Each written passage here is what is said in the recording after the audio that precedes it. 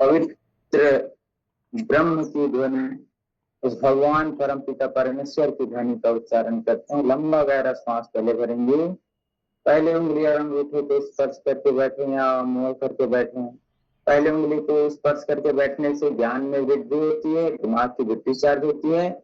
और दूसरी उंगली को ऐसे मोड़ करके बैठते हैं तो वायु संबंधी, घुटने दर्द संबंधी, दर्दों से संबंधित रोग जो है वो दूर होते। तो चलिए आइएगा, आप सभी का स्वागत है इस कार्यक्रम में।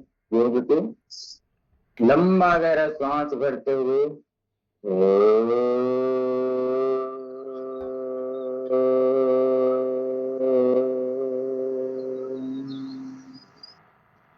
ओम भूर्भुवः स्वः तत्सवितुर्वरेण्यं भर्गो देवस्य धीमहि धियो यो नः प्रचोदयात्। ओम त्र्यंबकं यजामहे सुगंधिं पुष्टिवर्धनम् उर्वारुकमेव बन्धनात् मृत्युर्मुक्षीयमामृतात्। ओम असतो मा सद्गमय तमसो मा ज्योतिर्गमय मृत्युर्मामृतं गमय। दोनों हाथ अच्छे से घर्षण करके योग कर्म से दर्शन, कर्म की कुशलता का नाम योग है। या ये कहें कि व्यक्ति कोई भी काम करता है उसमें परफेक्ट काम करता है, वो योग है। किसी भी क्षेत्र में आदमी अपना काम अच्छे से कर लेता है उसको योग कहते हैं। और जो अच्छे से नहीं कर पा रहा है वो अच्छे से योग कर ले, फिर उसका काम अच्छे से हो जाएगा, परफेक्ट हो जाएगा, परफेक्शन आ जाएगा। तो चलिए धीरे से खड़े जाते हैं, बगैर धरती माता को पकड़े ताड़ासन, तिर्यक ताड़ासन और कटी चक्रासन का अभ्यास करेंगे। सांस भरते हुए हथेलियां ऊपर की ओर तान देना ताड़ासन का अभ्यास कहलाता है। पंजे के बल खड़े हो जाएंगे, दोनों हथेलियां कान से चिपकी हुई रहेंगी। सांस सांस भरते पुनः एक बार ऐसे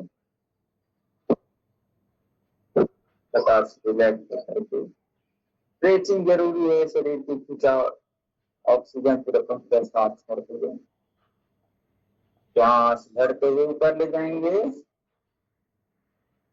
पूरा तान करके यथासंभव रोक करके रखेंगे। हथेलियां जो है भुजाएं कान से चिपकी हुई, पेट अंदर चिपका हुआ, सांस छोड़ते हुए नीचे। ताड़ासन का अभ्यास करेंगे। सांस भरते दोनों हथेलियां ऊपर की ओर तान देना, सांस छोड़ते दाहिने ओर, कमर से झुकेंगे, पेट से नहीं। सांस भरते बीच में, फिर सांस छोड़ते बाईं ओर, सांस भरते बीच में, फिर सांस छोड़ते बाईं ओर। ताड़ासन, क्रिया ताड़ासन के बाद ध्रुवासन, दिमाग बढ़ाने के लिए, मन की एकाग्रता शांत करने के लिए। चलिए पैर ऐसे मोड़ करके ऐसे लगा देंगे लास्ट पे और दोनों हथेलियां प्रणाम की मुद्रा में, और फिर स्थिरता बन जाए इसमें। दिमाग बहुत अच्छे से रहता है, मन शांत रहेगा, भूलने की बीमारी दूर होगी, मानसिक क्लेश, मानसिक कलह दूर होंगे, आप ब्रह्म के भाव में एकत्रित हो जाएंगे, आपका मन एकाग्र हो जाएगा।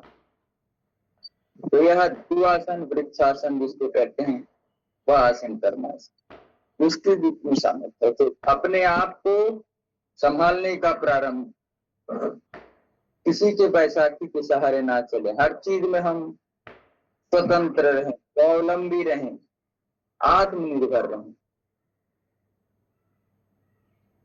जितना समय तक यथासंभव रुक सकें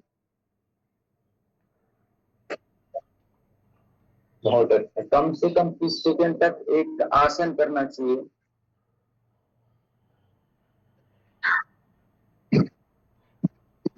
चलिएगा, दोनों हाथ प्रणाम की मुद्रा में, पैर सीधे, स्थिरता बनाएंगे, अपना दोनों हथेलियां तान कर करके कान से चिपका करके रखेंगे और मन में शांति का भाव, प्रसन्नता का भाव, आनंद का भाव, उमंग का भाव, उत्साह का भाव, प्रसन्नता का भाव रखते हुए मन, आत्मा और चित्त को एक साथ लगा करके प्रभु कृष्ण नदी में लगाना, जो चराचर जगत का मालिक है।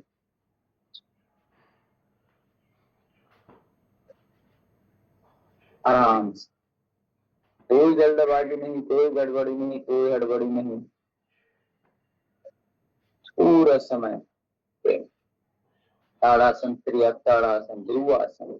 आज एक और नया आसन सीखेंगे, गरुड़ासन।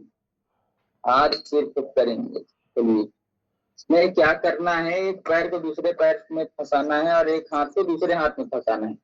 ये हमने पैर फंसा लिया है ऐसे, अब ये हाथ फंसा लिया। गरुड़ आसन, गरुड़ की भांति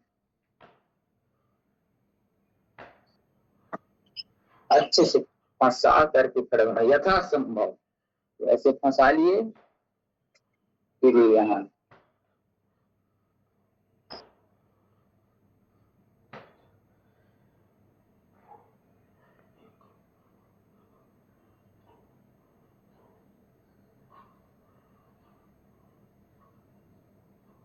बहुत अच्छा, ऐसे दोनों तरफ से इसको अभ्यास को करना।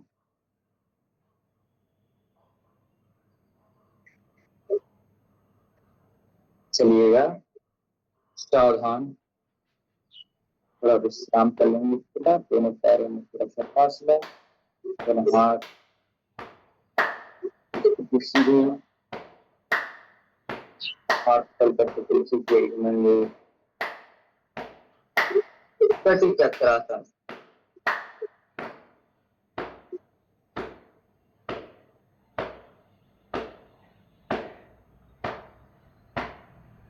दोनों तरफ घूमना है।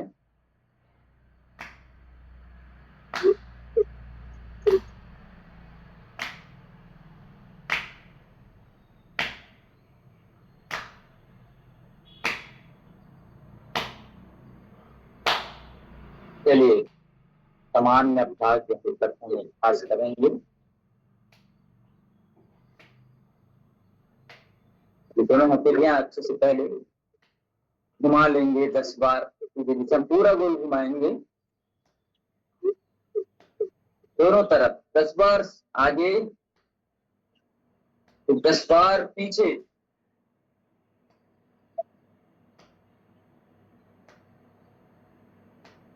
फिर आगे पीछे ताली का वादन।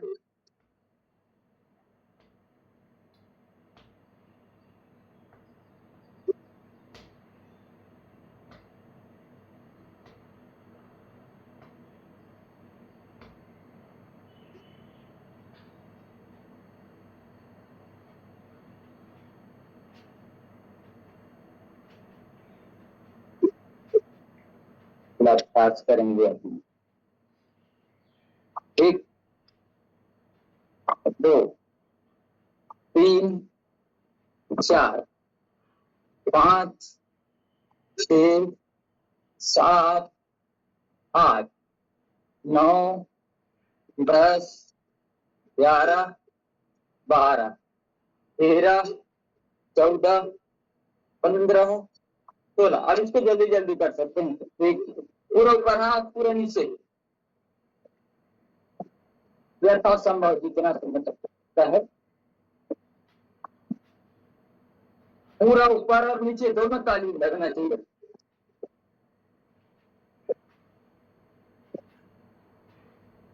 शरीर की क्षमता बढ़ेगी, कार्य क्षमता बढ़ेगी, शरीर के सब डिस्टर्बेंस दूर होंगे योग व्यायाम करने सबसे के साथ यथासंभव जितना झुक सके, लेकिन घुटना नहीं मोड़ना।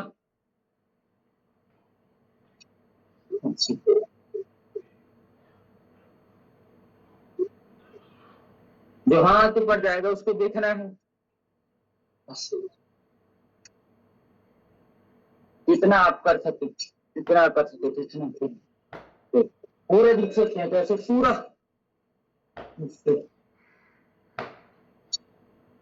बहुत सुंदर।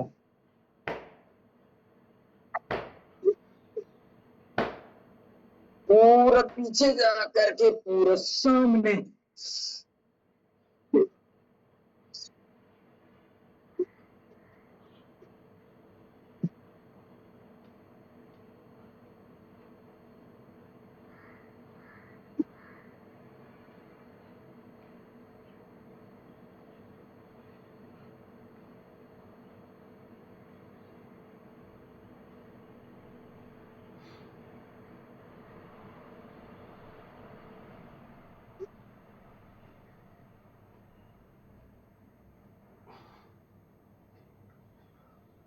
चलिए ठीक, दंड बैठक लगाएंगे यथासंभव जितना हो सकता है। श्वास छोड़ते हैं नीचे, श्वास लेते हैं ऊपर, श्वास छोड़ते हैं नीचे, श्वास लेते हैं ऊपर, श्वास छोड़ते हैं नीचे, श्वास छोड़ते हैं नीचे, श्वास छोड़ते हैं नीचे, श्वास लेते हैं। यथासंभव ऐसे ये श्वास प्रतिदिन सबको करना चाहिए। थोड़ा देर अब हम बैठेंगे मलासन में। मलासन इस प्रकार को कहते हैं, इससे पेट की कब्ज दूर होगी। यथासंभव जब तक आपके घुटने काम कर रहे हैं, भारतीय पद्धति के शौचालय का उपयोग करें, नहीं तो मजबूरी में तो सब कुछ करना पड़ता है। और कोशिश करें कि आप जब तक जीवित हैं आपके सारे शरीर के अंग प्रत्यंग अच्छे से काम करें। तो सबको उचित आहार देना जरूरी है। शरीर के लिए व्यायाम, श्वासों के फेफड़ों के अंदर की क्रियाओं के लिए प्राणायाम, और दिमाग के लिए व्यायाम के साथ उनका व्यायाम होता है ध्यान। ये 3 चीज जरूर करेंगे तब 4-5 चीजें होती हैं। सबसे पहले व्यायाम, फिर प्राणायाम, फिर ध्यान, फिर भोजन, फिर संयम और नियम, फिर सदाचार। इतनी चीजों से जीवन अच्छे से चलेगा। इतनी चीजें आप करेंगे तो आप स्वस्थ, मस्त और दीर्घायु होंगे। प्रसन्न चित्त तरीके से रहते हुए आपका अंतिम समय जब प्राण छूटेगा तब भी आप प्रसन्न और भगवान को स्मरण करते हुए आपका जो है प्राण निकलेगा और भगवान के पास आप पहुंचेंगे। और भगवान का नाम लेते हुए जो मरेंगे उनको मुक्ति मिलेगी जरूर। तो आराम आराम से पैर से लगाते हुए, जोर से लगाएंगे तो वो व्यायाम का प्रकार हो जाता है। राम का नाम लेकर जो मर जाएंगे, ये न पूछो कि मरकर कहाँ जाएंगे। तो भगवान का नाम लेकर के अपने दिन की शुरुआत करना, हमेशा ये बोलना कि हे प्रभु आपने इतना सुंदर दिन दिया है, यह एक दिन और मुझे उपहार में दिया है, तो इस दिन को मैं अच्छा बनाऊं।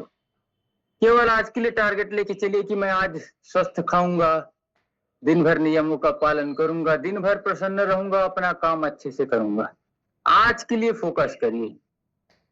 एक दिन आप साध लिए, रोज रोज वैसी, फिर दूसरे दिन आया जीवन, फिर वैसे प्रारंभ कर दिया। आज के लिए मैं प्रसन्न रहूंगा, मैं आज के लिए दूसरे की मदद करूंगा, मैं आज के लिए अपना काम पूरा करूंगा। ऐसे तो आपका प्रतिदिन प्रसन्न हो जाएगा और आपका जीवन आनंदित और योगमय व्यतीत होगा। चलिएगा इस प्रकार से कुछ समय भुजंगासन का अभ्यास कर लेते हैं। श्वास भरते हुए ऊपर पूरा कमर तान करके रोकना है, गर्दन पीछे की ओर, पेट खींचा हुआ और पीठ पे नीचे कमर पे थोड़ा हल्का सा दर्द होगा, उसको महसूस करना है। आपके कमर की तकलीफ कभी होंगे नहीं। योग का फायदा यही है, योग प्राणायाम ध्यान करते हैं तो जो बीमारी है वो तो ठीक होती है, और जो बीमारी को नहीं है वो बीमारी कभी नहीं होगी। योग कर रहे हैं, बीपी शुगर थायराइड, ये कभी नहीं होगा। और है तो पूरा ठीक हो जाएगा। संयम नियम और आसन सबका पालन करते हुए, आहार विहार सबका, तो कोई भी रोग ऐसे दुनिया में नहीं जो ठीक नहीं हो सकता।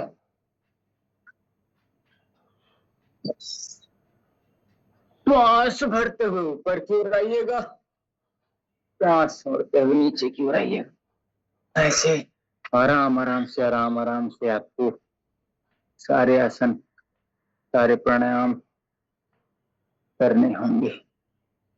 चलिए थोड़ा देर विश्राम करते हैं। अमंत्रम अक्षरम नास्ति नास्ति मूल मनौषधम अयोग्य पुरुषो नास्ति योजकस्तु दुर्लभ। चलिए थोड़ा विश्राम कर लीजिएगा।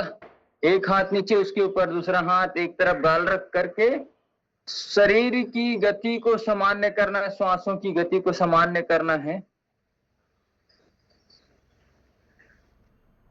मन और चित्त को शांत करते हुए पूरे देह को शिथिल छोड़ देना है। देह को देवालय बनाना है।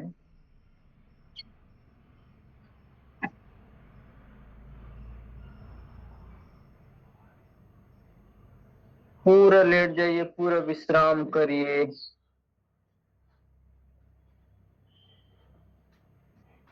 ऐसे लेटने का समय बहुत कम मिलता है। जब हम खाली पेट रहते हैं तभी अधिकतर समय ऐसे लेट सकते हैं, नहीं तो खाना खाने के बाद लेटेंगे तो नहीं बनता, पेट में दबाव होगा। इसमें बैठने से छाती दबती है, फेफड़े पे प्रभाव पड़ता है। तो योग जो है, तो जो चीज हम दिन भर नहीं कर पाते वो आधे घंटे एक घंटे के अभ्यास से पूरा हम पा सकते हैं।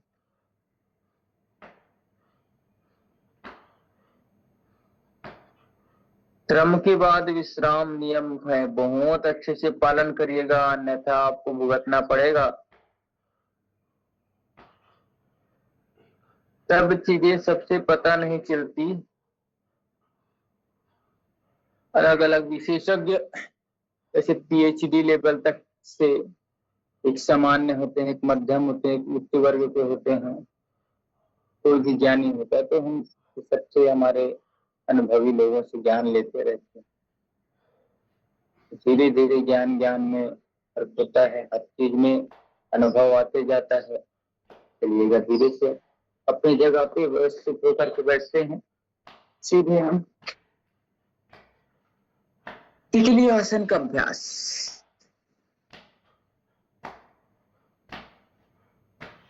ज्यादा घुटने में तकलीफ है वो नहीं करेंगे, एकदम ज्यादा दर्द वगैरह है तो सामान्य अवस्था में आप करेंगे धीरे धीरे, तो आपके मांसपेशियों की खिंचावट जो है दूर। अभी मैं एक मंत्र आज अचानक याद आ गया। अमंत्रम अक्षरम नास्ति नास्ति मूल मनौषधम अयोग्य पुरुषो नास्ति योजकस्तु दुर्लभ है। से कहते हैं कोई भी ऐसा अक्षर नहीं है जो मंत्र नहीं बन सकता। कोई भी ऐसे वृक्ष वनस्पतियां पत्तियां नहीं है जो औषधि नहीं बन सकती, और कोई भी मनुष्य नहीं है जो उत्तम से उत्तम कार्य कर सके, बस उसको खोजने वाले की जरूरत है। मंत्र अक्षर है, इधर उधर पड़ा है, उसको व्यवस्थित जो कर सकता है उसी अक्षर से वह मंत्र का निर्माण कर सकता है। मंत्र की शक्ति बहुत होती है। ऐसे ऐसे हमने मंत्र के ताकत देखे हैं। मंत्र पढ़ने से सांप जो आया था वो रुक गया, इतना ताकत होता है मंत्र में। हमारे यहाँ तो हर चीज में सृष्टि को, प्रकृति को अपने वश में करने की बात। मनुष्य तू बड़ा महान है, तेरे मुट्ठियों में बंद तूफान है। तू जो चाहे पर्वत पहाड़ों को तोड़े, तू जो चाहे नदियों के मुख को भी मोड़ दे, इतनी ताकत है मनुष्य के भीतर। बस अपने आप को जानना है, अपने आप की शक्ति को पहचानना है, और भगवान ने जो जन्म दिया है इस पावन जन्म के उद्देश्य को समझना है। तो अमंत्र स्त्री का प्रणाम करेंगे। अमंत्र अक्षरम नास्ति, ऐसा कोई भी मंत्र नहीं है जो मंत्र बन सके, कोई भी अक्षर तुम मंत्र बना सकते, कोई भी हम देखते हैं घास फूस है या पत्तियां उग गई हैं तो इसको हम समझते हैं, लेकिन जो जानता है सबके लिए औषधि है। 40,000 जड़ी बूटियों का खोज आचार्य जी ने कर लिए हैं, 4 लाख तक का डॉक्यूमेंटेशन तैयार कर लिया है। अब सोचिए कितने सारे, हर चीज में औषधियां हैं। धीरे धीरे आपको समय के साथ उसको भी बताते रहेंगे, और कोई भी व्यक्ति ऐसा नहीं है जो योग्य नहीं है, उसको खोजने वाला होना। ये कहते हैं ना, हीरा ही जानता है, हीरे की परख जो है जौहरी पे होती। तो वैसे ही कोई भी व्यक्ति ऐसे ही पड़ा रहे, उसके ज्ञान को, उसके वर्धन को समझना है। और वैसे ही सब ज्ञान अधूरे रहते हैं जब तक उसको कोई बताने वाला ना हो। तो उस ज्ञान को बताने वाले महोदय जी को हम बुलाते हैं। आइएगा महोदय जी, तो इस शब्दों को आप चरितार्थ करिएगा। कोई भी ज्ञान को हम जाने बगैर या उसके जानने बताने वाले के बगैर नहीं जान सकते। तो चलिएगा, ये आपका स्वागत है। बाकी हम सभी कपाल करते हुए आगे बढ़ेंगे। धन्यवाद मित्र।